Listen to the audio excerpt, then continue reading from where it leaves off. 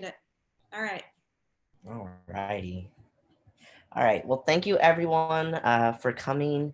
Like Melissa said, I've worked with the Sexology Institute for a couple of years, and now I'm working on my own, doing my sex coaching and all my other little jobs on the side. But a tiny bit about me, because there's a couple people on here who I know don't know me. I am transgender. I came out not quite well, yeah, actually, it's been about 3 years now, and I started my transition shortly thereafter. And I've been working, like Melissa said, doing a lot of advocacy work with the community. I worked with the Pride Center doing some trainings for SAPD on inclusivity for transgender people. So that's kind of what I've been doing, spending my time doing. And I'm really excited and thankful that Melissa gave me this opportunity to come and speak with y'all today. I hope everyone got the handout. If not, that's okay. It should be in your files. It just has a lot of the terminology, so that way I don't have to spend a lot of time going over it today. That way y'all have the list of resources that we're going to go over in the presentation today. I didn't want to spend a lot of time just going over terms and definitions, so that way y'all have that handout and you have all that information available to you.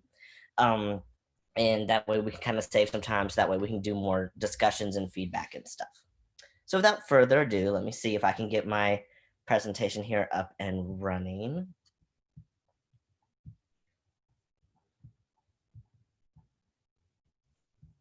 Alrighty, so can everybody see the presentation? Yep, I see a couple thumbs up. Okay, awesome. So this is a presentation that I made that I've used actually at UTSA and stuff before. This is just a lot of information that I've compiled all in one place. I'm not going to go through it slide by slide by slide like I normally would, because I want to open the floor. I know, one, we only have an hour, and two, I want to make this more of a discussion, not just a class. So I am going to be asking for a little bit of back and forth on here. So you don't have to turn on your video, but when we get open to those times, if someone doesn't mind unmuting, if no one is going to talk, I might call on somebody. So I might pick on y'all, especially y'all that I know. So just be prepared for that. But essentially, so the goals of this today is mostly this, go over some terminology, which y'all all have in your handout. We're going to kind of talk about our own gender makeup and, how we all differ from the gender binary, and just kind of showing how you don't have to be trans to not fit in these boxes that society has made for us. We're going to kind of talk about some of the difficulties that transgender people experience, even in our own community, kind of evaluate different privileges that we have and how we can use those to help transgender clients. And then we're going to talk about some ways where you can kind of change your language to be more inclusive towards transgender people, and how you can build a safe space for your clients, and also building to your resource library, which is in your handout, but then we're also going to go over briefly. So that way, if y'all have any questions for me, I can do my best to answer them. So first time for some discussion, or just think about these things. So when was the first time that any of you can remember learning that some people are transgender?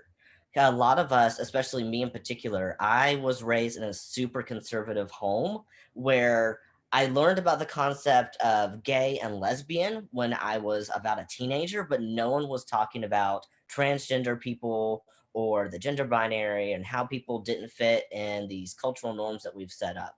So does anyone want to share, or does anyone have any mention when you first learned that people were transgender?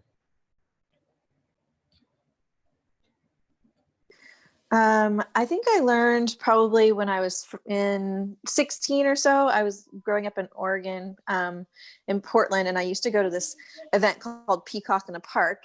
And it was my first exposure to, oh, this person's just not a man dressed up as a woman. This person's actually like transitioning or has multiple parts. And it was kind of it was like confusing at the time, I guess. But also, I was there to support the gay and lesbian community. So it just I was like, okay, whatever. I mean, I just didn't really take it as anything wrong or different, other than like they chose differently or they had different parts. But it was also like made a lot more sense too, because I was like really confused about how the drag queens did what they did. Yeah, and I love that you mentioned that too. So the next one, talking about where did most your influence or your initial impressions or understanding of transgender people come from? A lot of it comes from the media, and also a lot of people do get the two confused with people who do drag. So a lot of people will equate transgender people like, oh, they're just people who dress up in drag, and they do talk a lot about drag queens and drag kings, and people, if they're not in the know, a lot of people get confused about the difference between an art form and people's identity. So I'm really glad that you mentioned that. And also, does anyone want to share kind of how your impression or understanding of transgender people has changed or evolved throughout your life? Maybe you learned something different growing up and you know more now. I'll share a little bit about that. Yeah. So the first part, when you asked like when we knew, I don't really remember like discovering it, because I feel like growing up as a military child and moving to so many different countries, I experienced so much. So I never saw anything as weird. So it doesn't stick out in my mind of when I realized it. As far as how my views have changed, it's just I've gained a better understanding. I mean, when in my degree, the cultural anthropology, my focus, I had a lot of classes in sex, gender, and culture. And so we talked a lot about things like that. And that gave me a deeper understanding.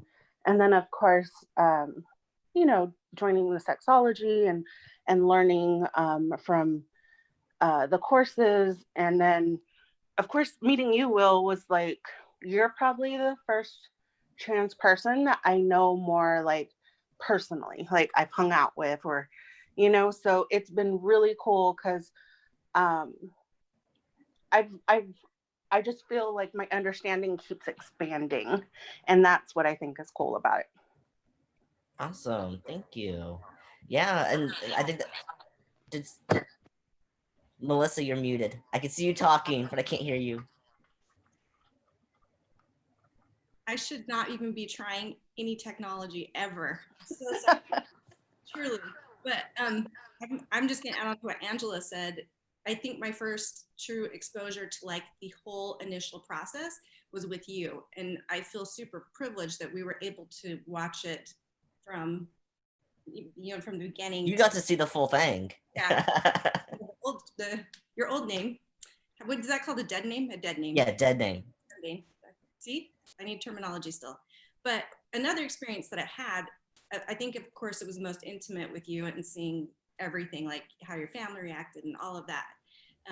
But there is a sex club in Las Vegas that Mac and I went to, and it turns out it's very, very trans friendly. And so it was super cool to sit and talk to all of these different trans people. But sadly enough, a lot of them were there in the military. And so they couldn't be their true selves. So they would dress up for the weekend and come be who they wanted to be. And so it was really interesting to have them show us their pictures of complete BDSU, Army man, and then see who they really want to be and know that they can't be that way without losing their whole livelihood and their family. And, so yeah. I think unfortunately my experience has been a lot of seeing the sad part of it. Yeah. Unfortunately, that's the reality for so many people too. And we're going to get into that a little bit later, because that's one of the biggest difficulties that people in the whole LGBTQ community, but as transgender people as well, is, not being able to have those protections legally where you can get fired just for being who you are. And so it's a really difficult situation. Did anyone else want to share before we go on? No? Alrighty. So these are some of the terminology that all this is included in your handout. So I'm not going to go over it kind of one by one. Also, a lot of this is already in your curriculum. So when you actually get to the transgender section, all this will be in there. I'm certain it's in there, different things. So on the left, you just have some different terms. On the right, you have some different gender identities. I always say some because this is not an all-inclusive list. There's way more than this. These are just the ones that you'll probably run into the most often. So that's why I like to include it. Off the bat, did anyone have any questions about these? Because I don't want to spend a lot of time on it, but if there's one that you really just didn't understand even after reading the handout, I am happy to answer any questions y'all have. Any about these? No? Alrighty. And we can come back to, if as we're going along, if I say a term and y'all don't understand it, just unmute yourself and ask me. I can't really see the chat here, so if someone wants to nominate themselves as being the chat reader, I would greatly appreciate it if there's any questions that come through there. Just because I'm full screen my presentation. And then this is just to show visually what I'm talking about with all the different gender identities. So cisgender, you have people who do align with the gender that they were assigned at birth. And then you have transgender, which is just an umbrella term and includes your binary terms for transgender people, which are trans women and trans men. So it's still that binary, it's still that dichotomy of men and women, just transgender. And then you have the whole non-binary umbrella, which is all the people who are bigender, agender, gender fluid, gender queer, and everyone else under that list. So those are people who aren't exclusively trans women or trans men. They're somewhere they float in the middle, or they fluctuate between the two. A lot of gender fluid people will feel a little more feminine one day, a little more masculine on another day. So this is just a visual representation to show you a breakdown of the main different kinds of groups that you might be working with as coaches. Also, I always like to include the little pronouns reference sheet. Pronouns are one of those things that's so important to transgender people. This is the way that we refer to each other, and this is the way we respect each other's identity in the most common sense. People who are cisgender, you rarely think about your pronouns because you've had them your whole life and you've never felt different to it. So it's something that you don't really think of except for maybe when you're in English class and you're having to learn, how to assign genders to things in English and when it's appropriate to use they, them, and that sort of thing. And then the transgender terminology came along and we got to destroy all that, which was fun. But they, them is now actually accepted by the dictionary officially as a singular pronoun. So that's awesome. It wasn't until recently. And so she, her, hers, herself, he, him, and they, them, those top three categories are the most popular ones I've seen. These are the ones that most people use. The ones below that, the four categories below there are people who use these and some other ones as well. But Z-Zir, I know a couple people who use those. They're not very common. The only person I know that uses them, I believe that they are non-binary is how they identify themselves.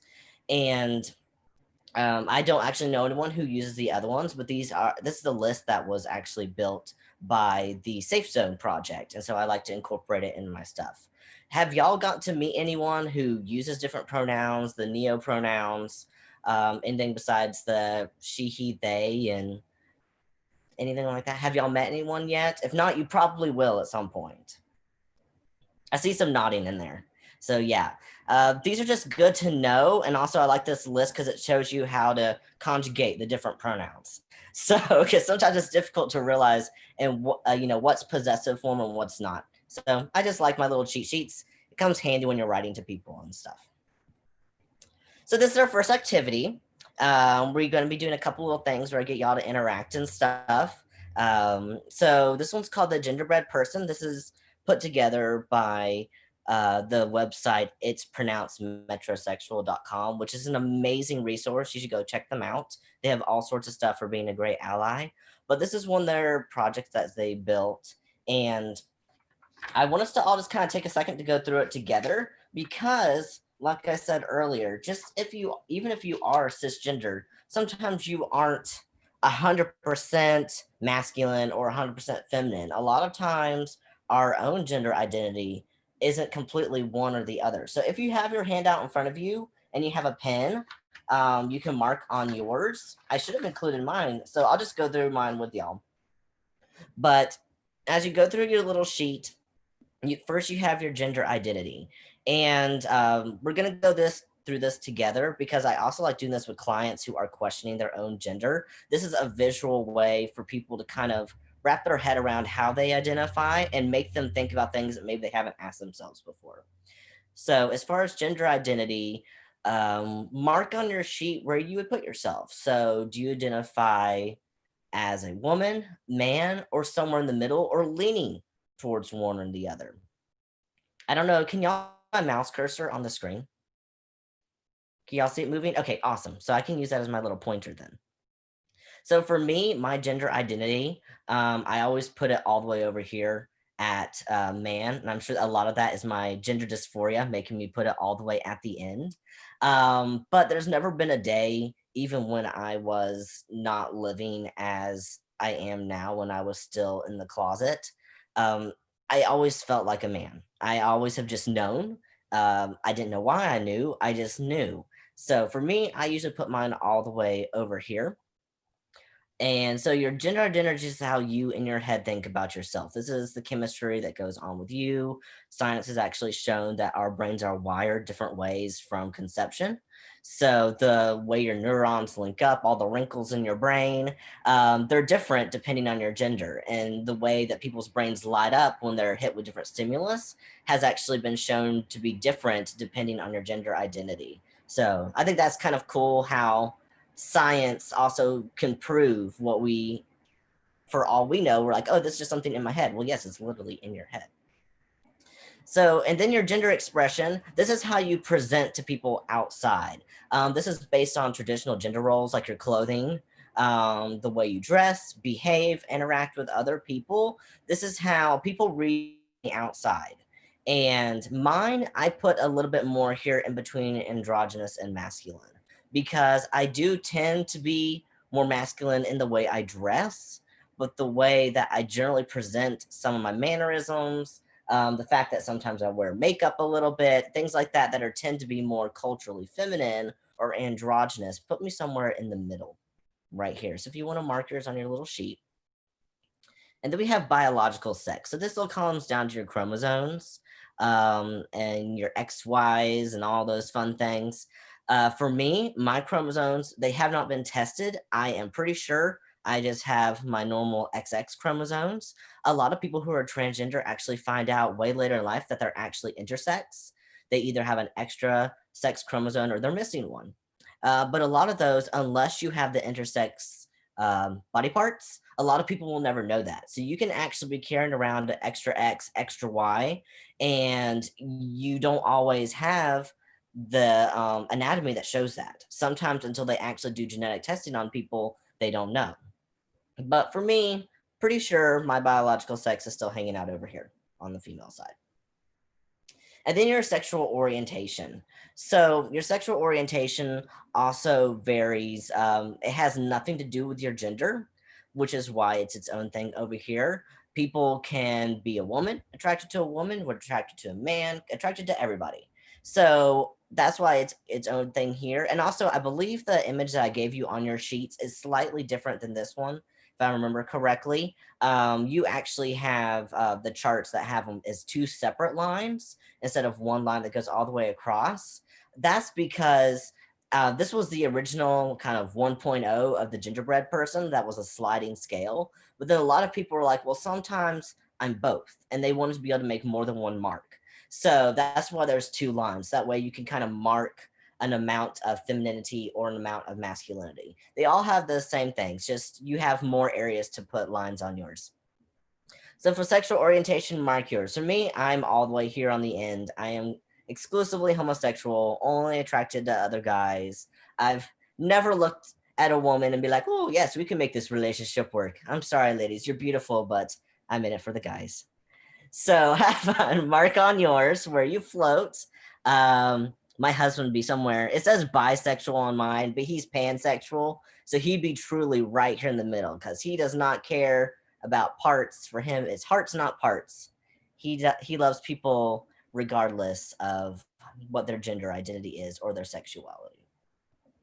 So did anyone want to share kind of your experience going through this? Was there anything you kind of like, huh, that's interesting. You know, I didn't line up completely on one side like I thought I would, or how you can see this could be useful for clients as well.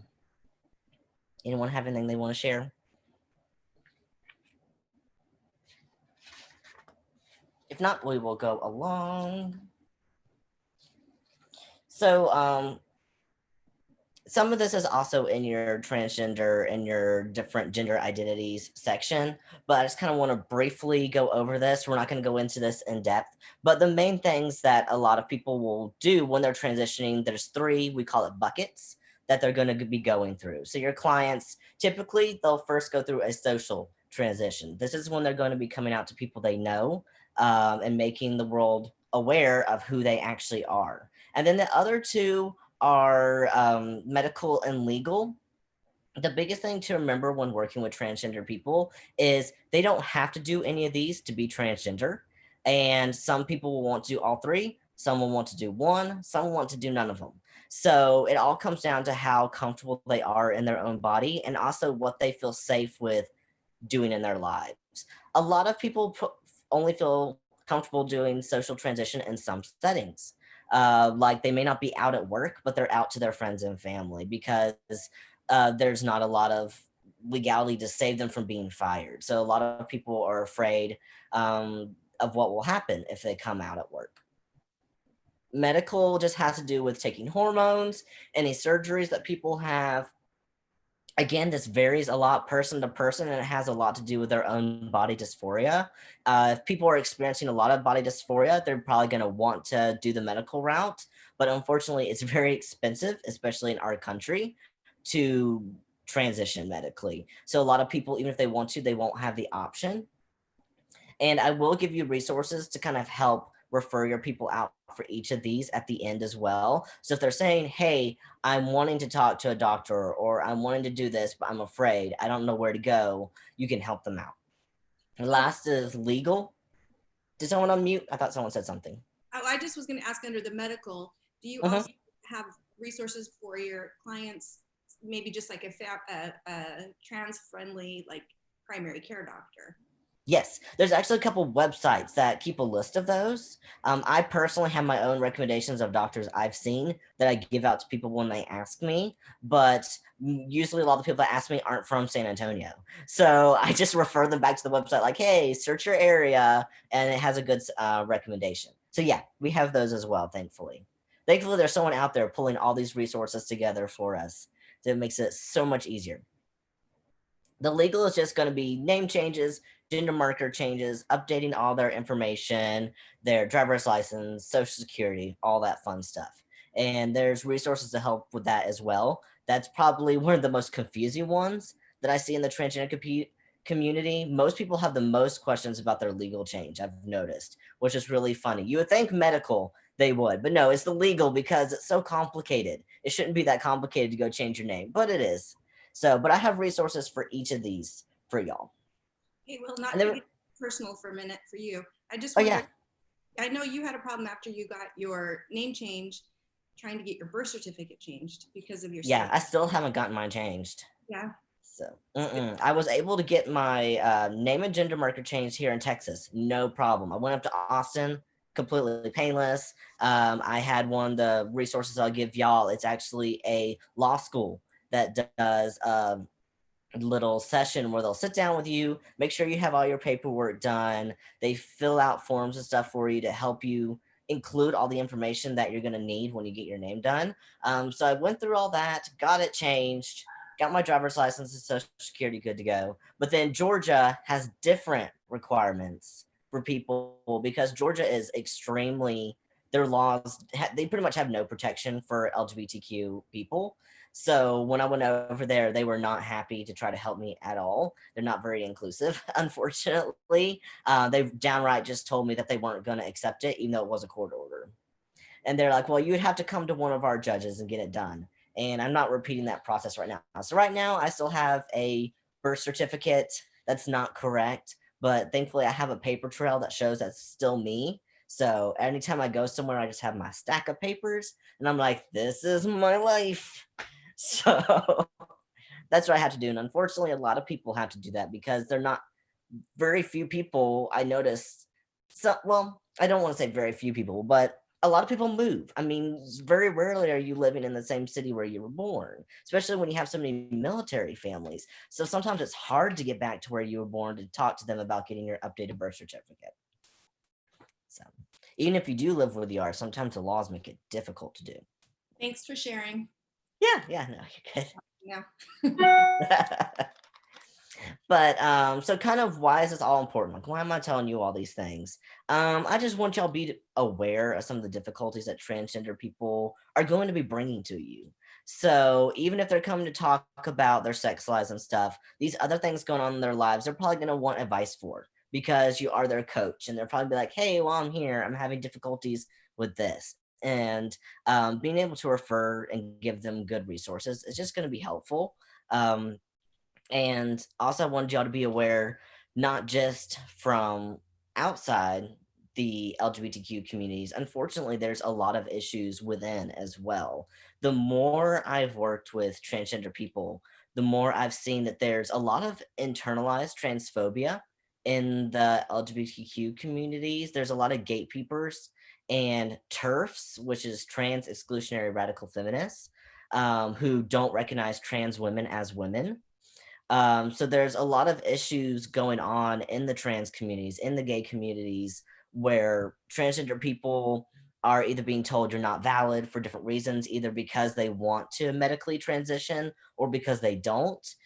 Trans medicalism is the term that's come about of people who say you absolutely have to have gender dysphoria, you have to have body dysmorphia, and you have to medically transition to be trans. They're very much focused on the medical aspect. They don't care about someone's own gender identity. They care more about you need to have these medical criteria to match. And then kind of against them is this group that's called Too Cute, which essentially is abbreviated for too cute to be trans, which is a derogatory term that's come up by trans meds. They call people too cute if they, especially towards non-binary people, they pretty much don't recognize non-binary people. Trans medicalism is very much still set in the gender binary where you are going to completely transition to female or male. They tend to not be supportive of anyone in the middle. And they call people who are too attractive, apparently, too cute, and they're not trans enough, apparently. So there's just a lot of these words that get thrown around from within the trans community against other trans people. Unfortunately, just shows that there's just some people who are just not nice people out there. So it's hard when you try to work with someone who's trans, especially if they're just starting to come out and they're going to the trans community for help and they're running into people like this. So being aware that this happens so that way you can kind of support people and be like, hey, you know, I'm there for you. Let me give you some good resources to show that what they're saying isn't true, and, you know, validating someone. And I always say it's not our place to determine someone's transness. Instead, we just need to continue to learn. Like Angela was saying, you know, you constantly learn. Your information about transgender people grows as you grow. And that's kind of just my goal for all of y'all, is that you'll get started with a really good base of knowledge, but you're going to keep talking to the community. I'm sorry for this question. It maybe Yeah. sounds kind of ignorant, but I'm a little confused because you were talking about transness. And so you're saying that even if someone, so it's more about like in their mind. So even if someone doesn't transition their body, they're still considered and they still identify as being trans. Yes, a lot of people, Okay. one, have no need to transition their body because your gender isn't in your body.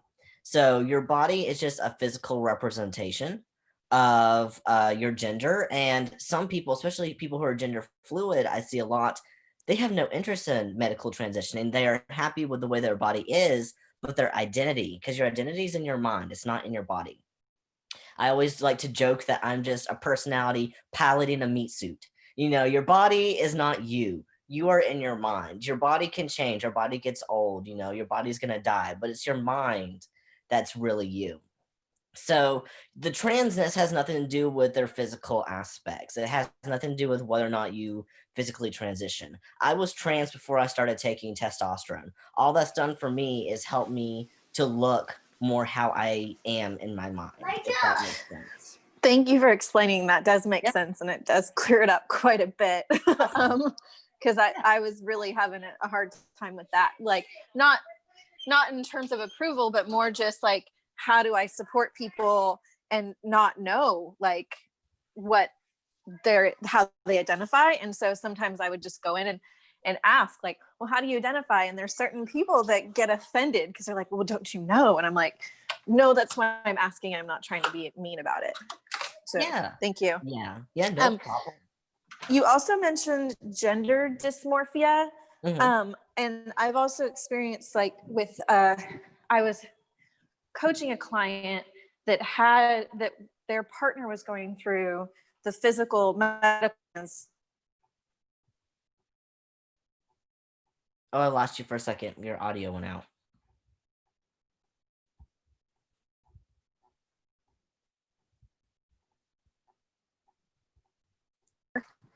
I can't hear you. Your audio went out, Desiree.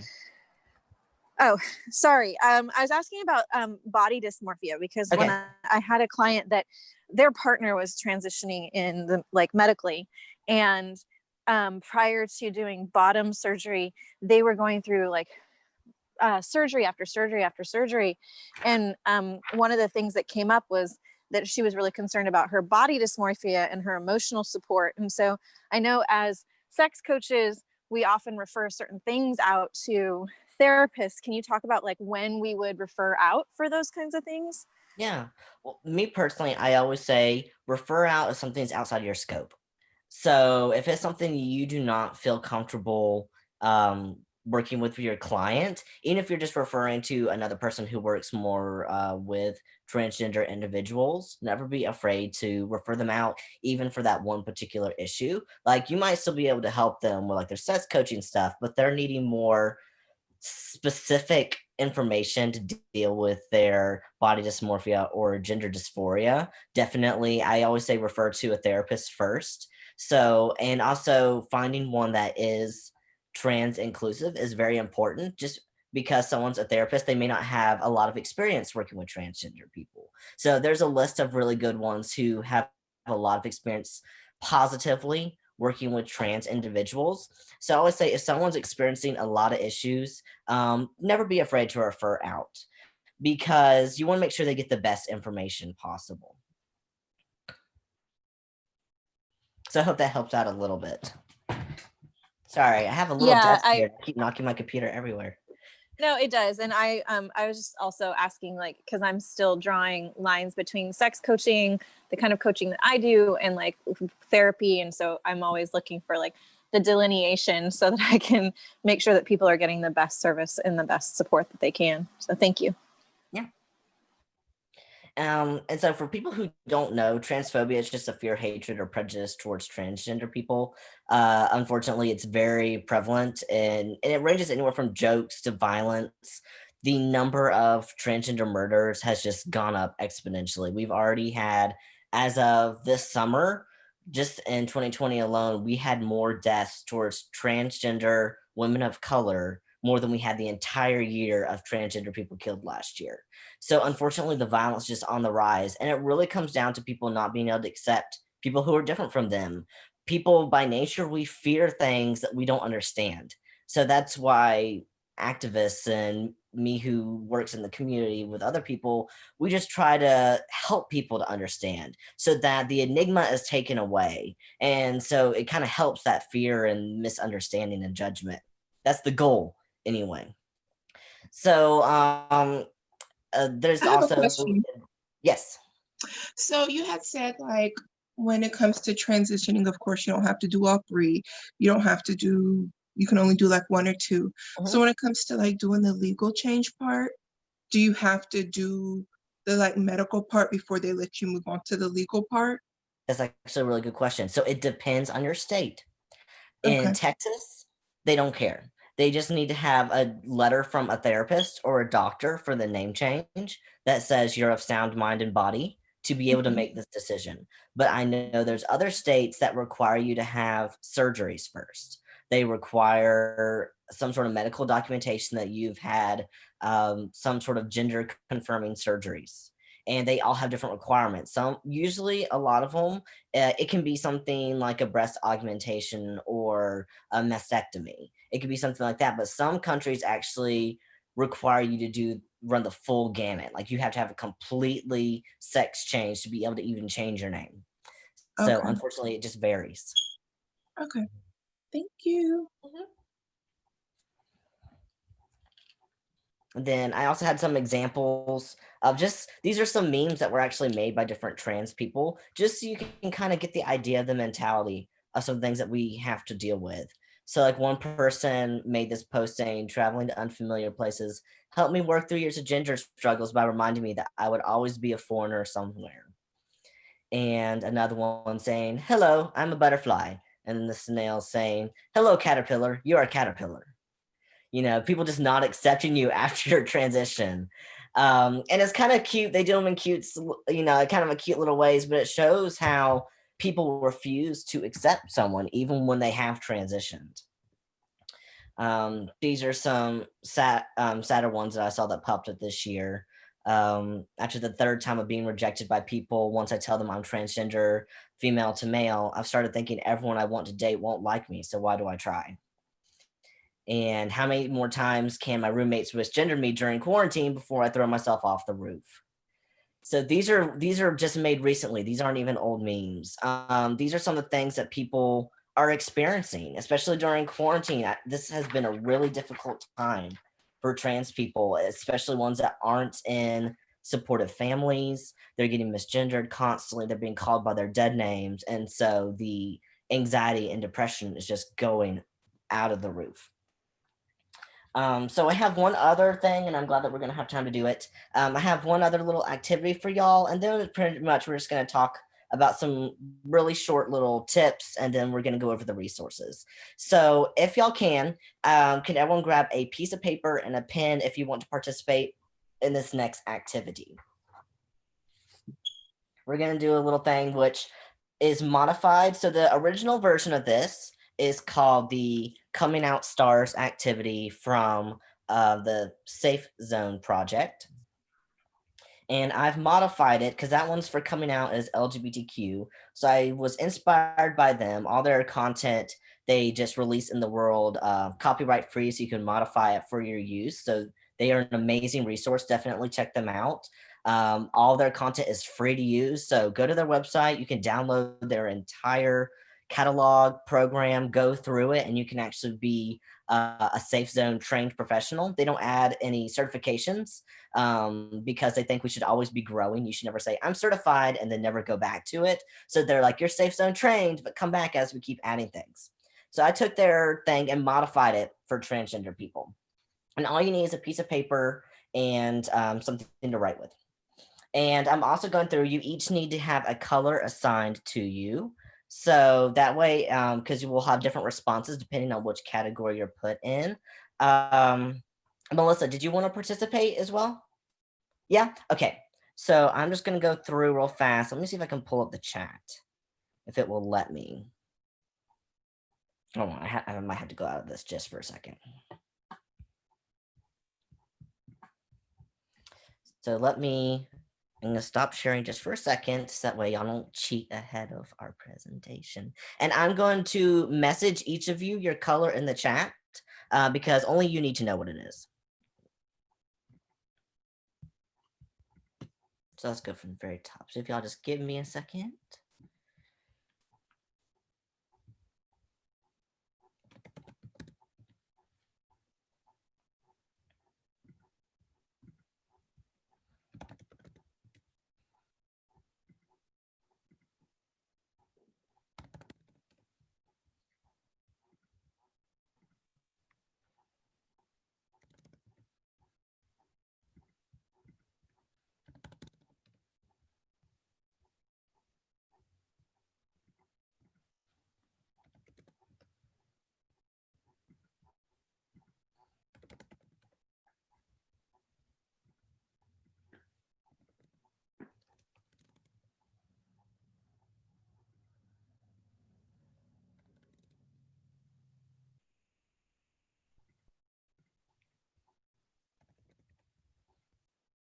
All right, does everyone have a color?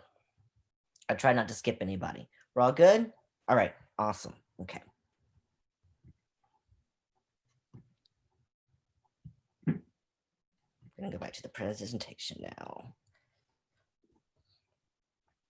Okay, so for this one, all you have to do is just listen to the instructions. So imagine that this sheet of paper represents your world. You're at the center of this world, so I just want you to write your name in the center of your piece of paper. And below your name, just to help keep track of it, write the color I assigned you.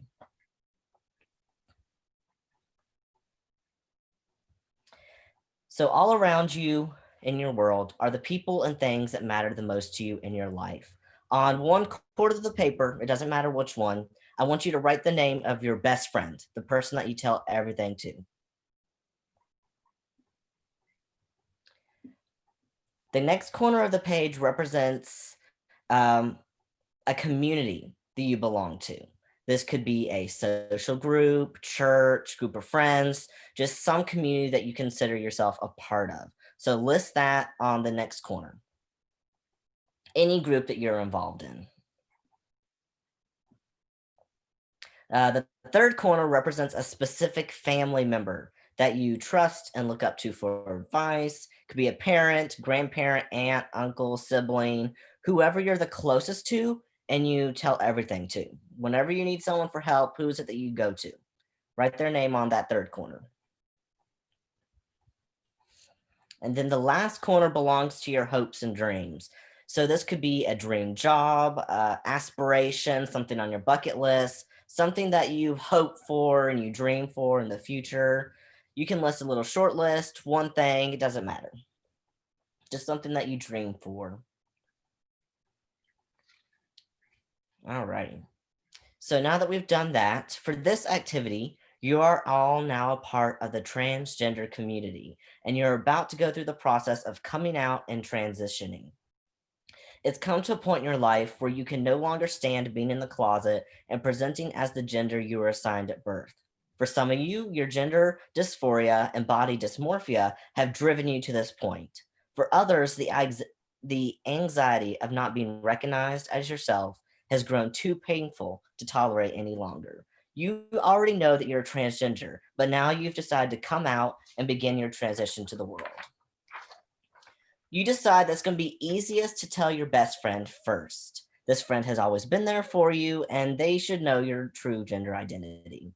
If you have the color red, your friend has no problem with the news. In fact, they've suspected you were trans for a while, and they're very excited that you've gotten to courage to be your true self.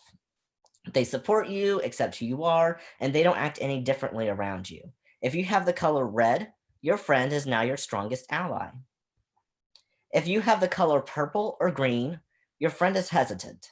They're a little confused about what it means for you to be transgender, and they struggle to get your pronouns right. Eventually, with time, they'll begin to understand to become an ally.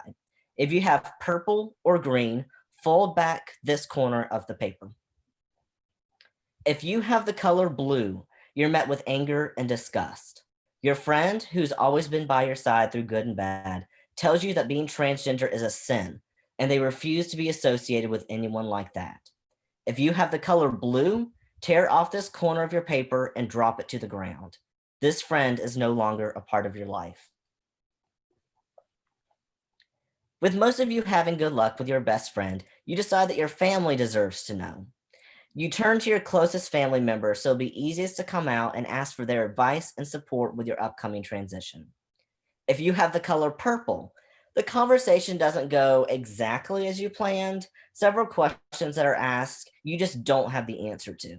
They also question your validity as being trans and not just a tomboy girl or being a boy that's in touch with his feminine side.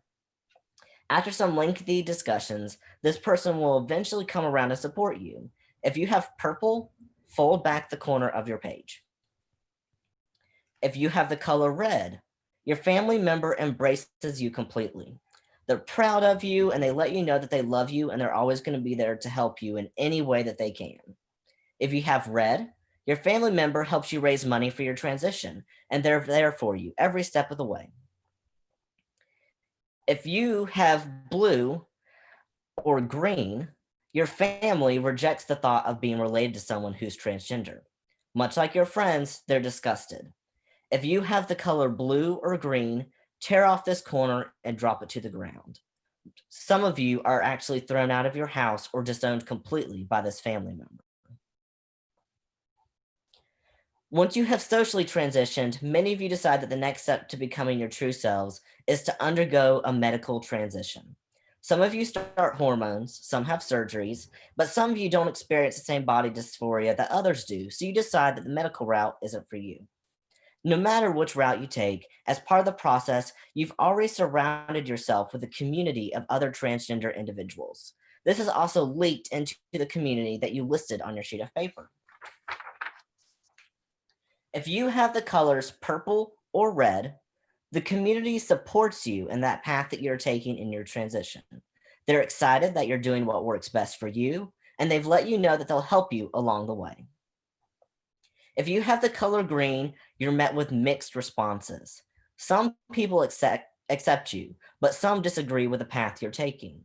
You remain a part of your community, but it will take a long period of time for you to be accepted the same way you were before you started transitioning. People often misgender you or accidentally call you by the wrong name. If you have the color green, fold back this corner of your page. If you have the color blue, your community reacts with hatred. You're told that you no longer belong and they spread rumors about you to others in the community. For those who medically transitioned, you're harassed by transgender individuals who think you're selling out to trans medicalism. However, for those of you who didn't experience body dysphoria, you're attacked by trans meds who refuse to accept you as transgender. All the drama eventually affects the community you used to associate with, and they've kicked you out of their group. If you have the color blue, tear off this corner and drop it to the ground. At this point, you've been out as transgender long enough that everyone around you knows. You've all taken different paths in your transition, but you know you've made the right decisions. However, now your future lies ahead of you, your hopes and your dreams. For some of you, this is all you have left. If you have the color purple, green, or red, your hopes and dreams are what keep you going. You get excited as you see the progress you've made, and you work with those around you to reach your goals. Most of you have been met with some sort of rejection since you started your journey. However, you've managed to continue to live a happy and healthy life. If you have the color purple, green, or red, your personal hopes and dreams become a reality. If you have the color blue, you have fallen into despair. You've been met with rejection during every step of the process while coming out and transitioning. Your friends, family, and community all turn their backs on you. You've become depressed, and without any other place to turn, you turn to alcohol and drug abuse. Eventually, you feel your life is no longer worth living. If you have the color red, tear up the remainder of your sheet of paper and drop the pieces to the ground. You are now a part of the 40% of transgender adults who attempt suicide.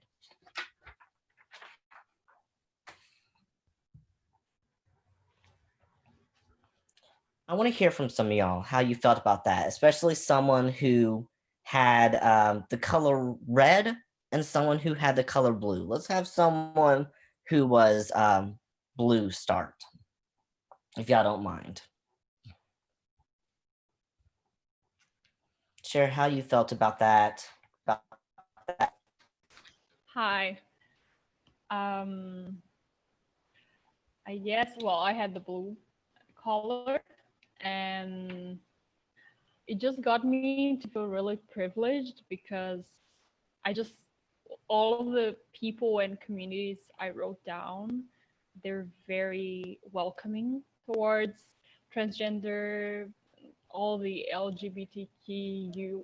Wait, I've been saying this in Portuguese for like several months, and now it's weird to translate this to English. LGBTQIA+. So yeah, it's you said 40% attempt suicide. That was very heavy, I guess, to hear. And yeah, it just got me to feel really privileged because I I'm surrounded by amazing people, and 40% is really horrible. I don't know. Yeah, It's bad. it is. It really is. Does someone who was any of the other colors want to share? Share what color you were and then how you felt going through the activity.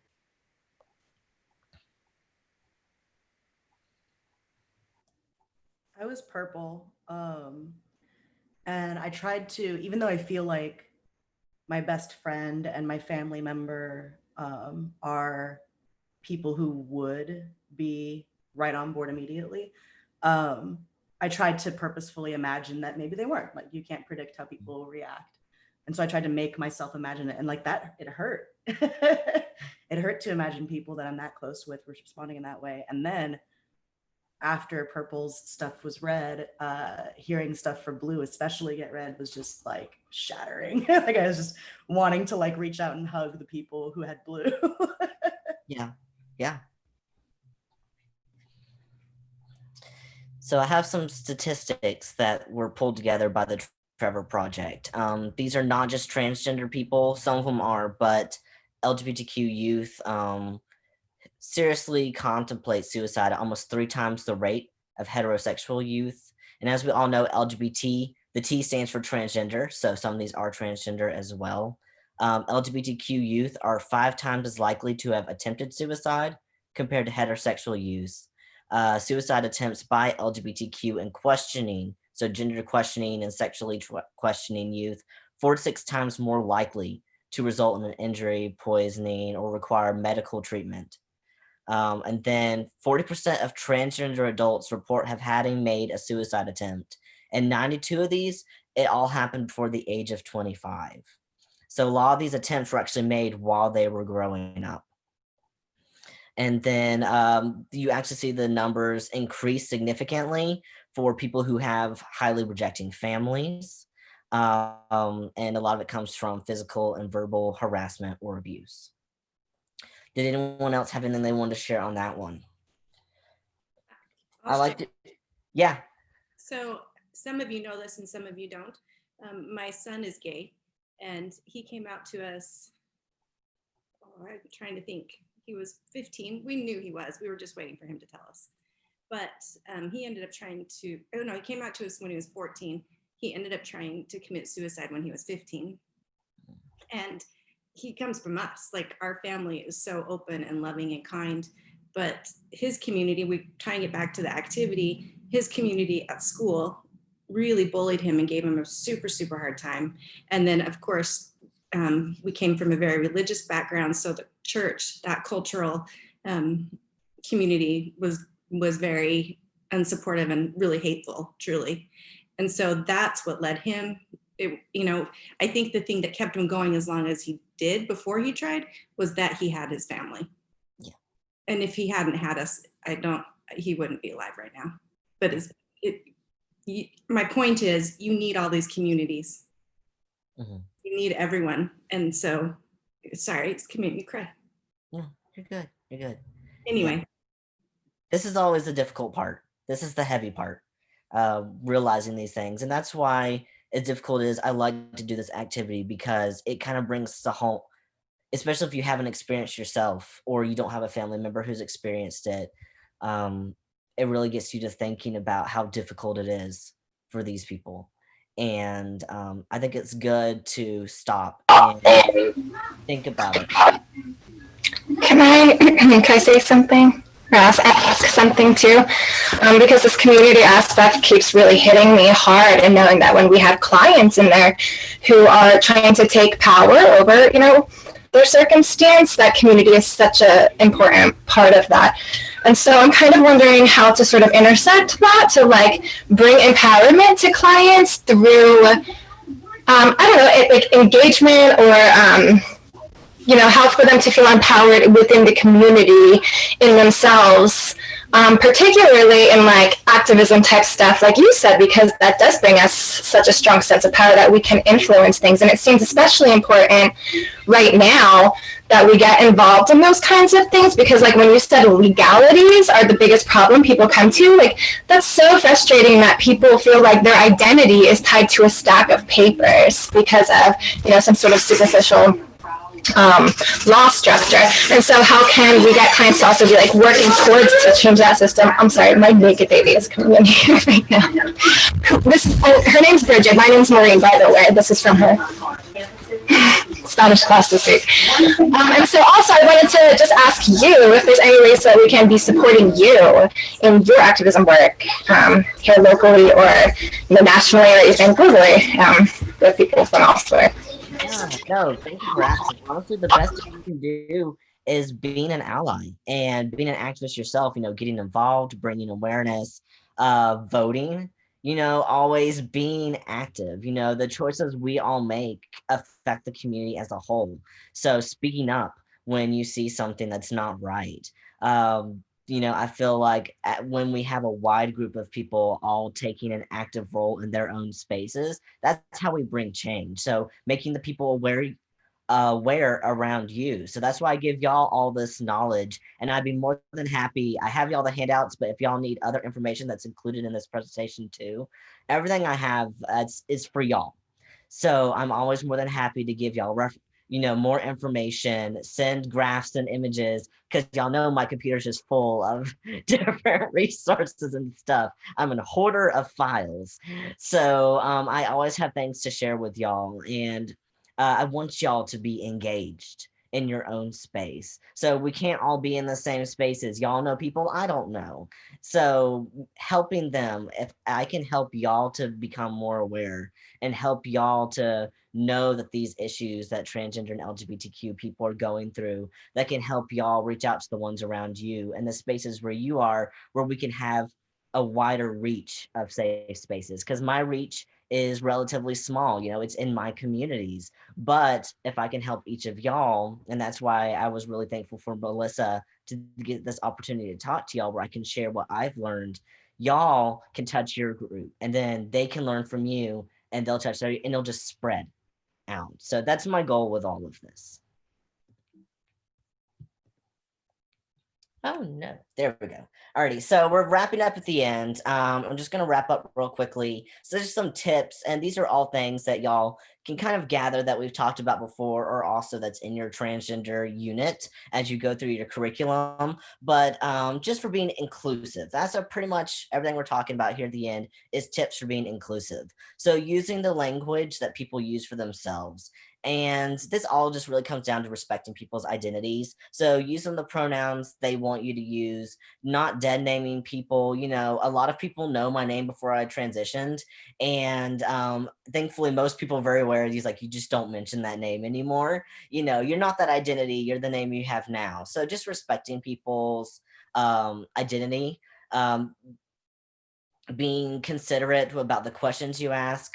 I always tell people I'm the one exception to this rule, because you know me personally, and I have told y'all can ask me anything because I'm putting myself out there on purpose. But in general, you don't ask people their birth name. You don't ask them for photos prior to transitioning, medical history, sexual history, unless those are absolutely necessary. Like in our situation, you kind of do need to know their sexual history, usually when you're helping them out. But I also teach this for people who are like mental health people. So I'm like, don't ask them probing questions just because you're curious, you know? Just being respectful of people. Unfortunately, that's one of the biggest things that a lot of trans people get, is people asking them like what body parts they have, or like about their sexual nature stuff, because people are curious and they kind of fetishize a lot of people, and we don't want to we don't want to perpetuate that. And then, of course, never showing their information without explicit permission. Outside of the realm of client confidentiality, you're not just sharing someone's personal information that might be like, woohoo, that's so taboo.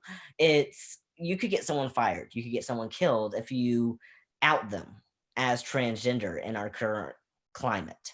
So it's just very sensitive information. So just keeping that, they came to you because they trust you, and they're telling you these things for they trust you. So just, respecting that. Avoiding compliments or advice based on gender or stereotypes, like, oh, I never would have known, or you look like a real woman. Well, what is a real woman? What is a real man? So that's invalidating to a transgender person. Or trying to give advice like, oh, well, you'd look more masculine if you didn't wear makeup, or you would look more feminine if you didn't wear, those baggy shirts and stuff, or, this will better fit your figure. People are trying to be helpful, but it really is just invalidating to people, and everyone expresses their gender differently. I know plenty of cisgender guys who like to wear makeup, and a lot of cisgendered women who like to wear men's clothes because they're comfortable. So, you don't want to perpetuate stereotypes like that. And then the last part, I don't want to spend a lot of time on this because I could, but recognizing your own privilege as a cisgender person and use this. So like I said, I want y'all to be aware of these things so you can take them into your own communities. So cisgender privilege is just any benefits someone has because of their perceived gender as the norm. So being able to live without or think about any of the following things. And I have a couple of them listed here that I usually go through, but y'all have a full list that was put together by it's pronounced metrosexual.com. And like I said earlier, they are an amazing resource. So definitely check them out. They have a list of like 40 items or something on y'all's list, I think. But it's essentially, these are all things that you don't have to think about if you're cisgender. Like being able to walk through the world and generally blend in. Your gender is an option on a form. A lot of non-binary people and transgender people, I mean, if you go to the doctor, it just has a bubble for M or F, and that's all you get to pick from. So I know there's one state that's added an X for people who are other that they can put, but still there's more than 3 genders. So, and especially in the medical field, it's always difficult for me because I have done my legal transition.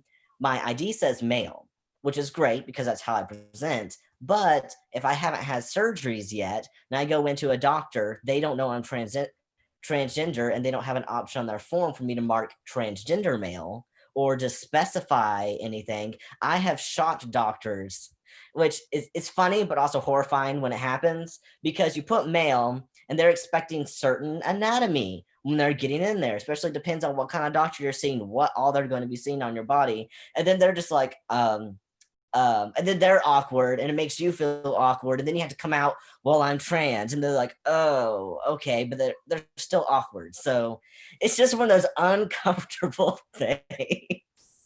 But anyway, and so just be kind of aware of the advantages you have and be thankful of the advantages you have. I'm not trying to shame anyone for their gender identity. If you don't have to worry about these things, be happy. Be excited that you can go to the bathroom and not have people question if you belong in there or not. You're not going to have people chasing you out with a pitchfork saying, get out of my bathroom, you don't belong. Or thinking that you're trying to harass or molest their kids who come in there when all you want to do is just go in and pee and leave. Like, that's it. You're like, I just want to use the restroom. So just be aware of your position and just kind of, again, this is another thing that makes you think about what transgender people have to go through. We already addressed this kind of, but inclusive language, like just think about the way you're referring to people when clients come, using very inclusive language, especially in what we do when we're talking about different sex toys. Like my biggest thing that I'm always thinking about is when people say toys for women or toys for men. I'm like, well, can every woman use that? Can every man use that? So I've been trying to teach myself, and this is something even I struggle with, is trying to say toys for bodies with vulvas or bodies with penises. So so that way I'm just delineating it by what parts you have, not your identity. And also using the gender neutral terminology, saying they instead of he, she, just being inclusive to people that don't fit into our gender binary.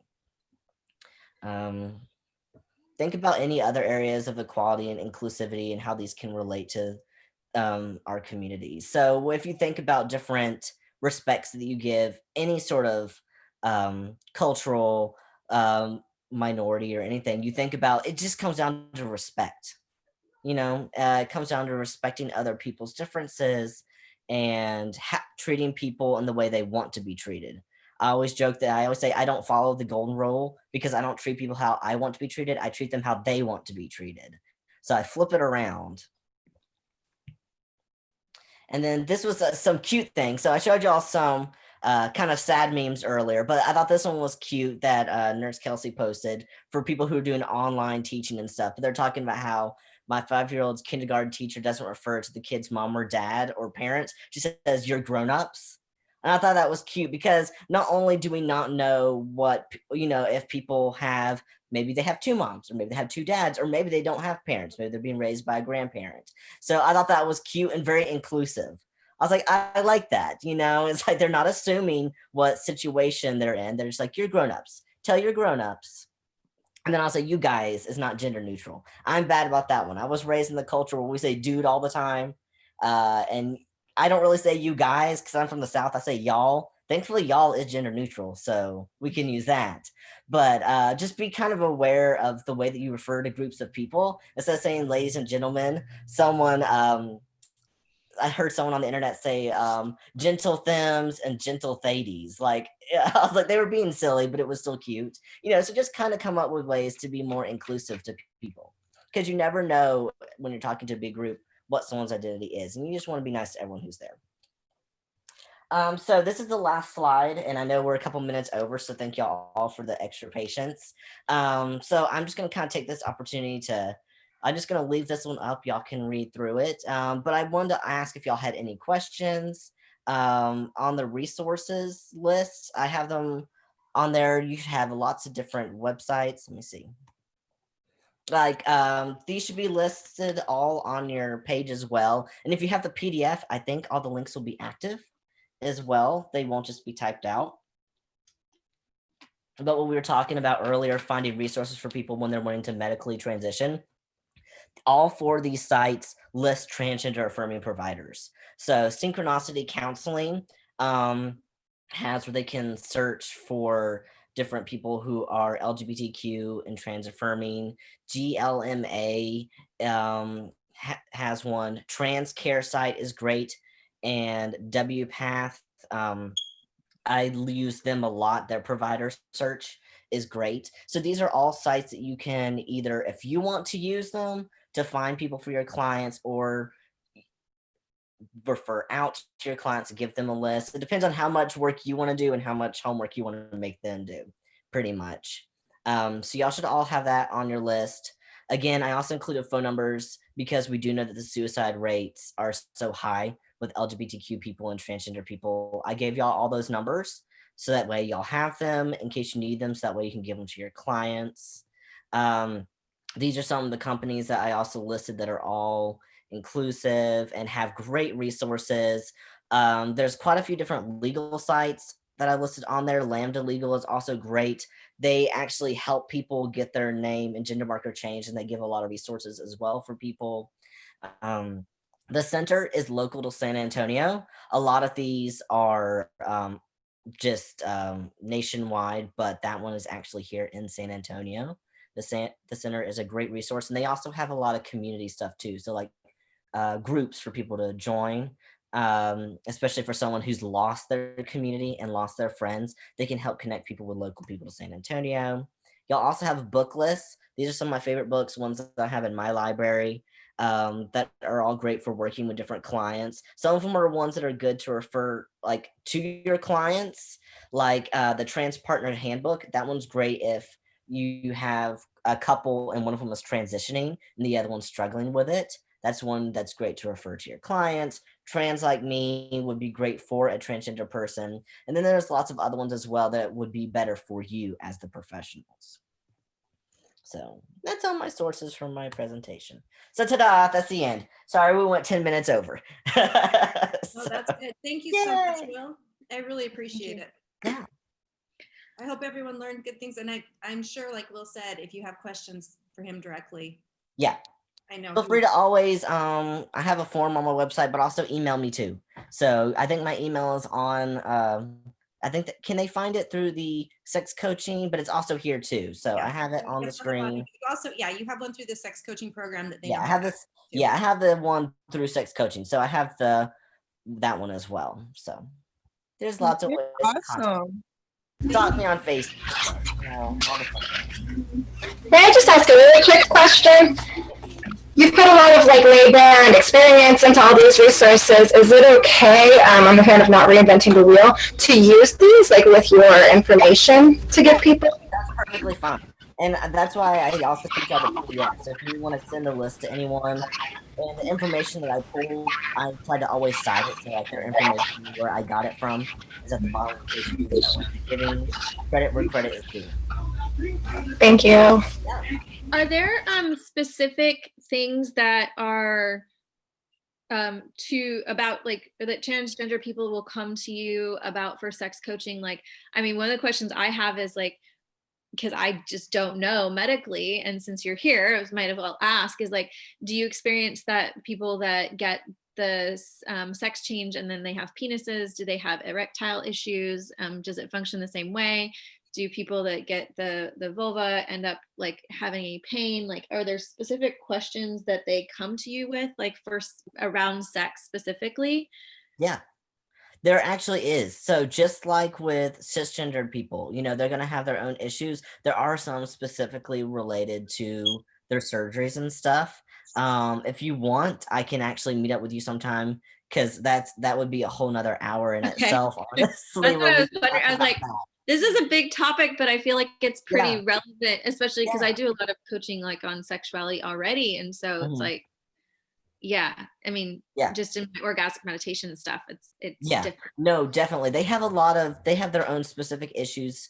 A lot of it is regarded to sensitivity and stuff. So a lot of these surgeries will affect the way that the nerves work. So a lot of people lose sensitivity for a while, and then they have to grow that back, and then they have to learn how their new body reacts, you know, because they get used to doing things one way, and then they have to get aligned with their new body. So yeah, they definitely do have their own, for people who've had bottom surgery, they have their own issues. And I know a lot of guys who get phalloplasty and stuff, a lot of them there's unfortunately, because of the way medical science is right now, they're getting better, but there's still just so many complications with those surgeries, which is why I have regarded to not get any right now. I'm kind of waiting to see where medical science goes, but I know a lot of them, and I talked to a lot of them personally, and some of the issues that they have. A lot of them get like fistulas and stuff. So it's painful. A lot of them comes down to like nerve pain and complications and stuff, just because this is a new science. They weren't doing a lot of bottom surgeries until like the past like 20 years. So it's still developing. But yeah, if you want to reach out to me, and you and I can sit down and we can go through all of that. Okay. I will say really quickly, Will, my experience with clients who fit under this umbrella, for example, it was a cis man and cis woman who came to see me, and he was having problems with erectile dysfunction and could not orgasm with her, and worked with them for a while. And he finally came and saw me alone and told me that he could never, ever, ever come out to anyone, but that he was trans, but couldn't live that way. I mean, he was he was a big truck operator, and, his family would have disowned him. But so that's how I have seen people in situations like that, where they come in not necessarily even recognizing maybe that's what it is, but not willing to even talk about it. So I see people too, at the very, very beginning of it. And that's when it's good to have resources like Will, because there's a point at which I'm not going to be helpful to them anymore. They need someone who, has gone through it and has that actual experience. So networking is so important, having a good network of people to refer to. Yeah. And that's what I see a lot too, for people who haven't had surgery or are coming out. A lot of their issues, because they're having so much body dysphoria and stuff, it does affect them sexually. So it's going to cause it can cause performance issues, performance anxiety, a lot of it too, because their body's not right, and they know that, and so they don't feel connected to it. So it's hard for them to get pleasure from something that they're like, this is just not right. So you see that a lot. Okay. Thank you. Yeah. Well, thank you guys. Thank you everyone again. Thank you, Will. I know you guys have a lot of information to process today. So sorry for the info dump. This is why I do handouts, so you can keep some of it. I appreciate it. It's good. gives us something to think about. But anyway, thank you so much. This recording will post for anyone who wants to go back and watch it, or anyone who's missed it, of course. So anyway, thank you guys. Have a great afternoon.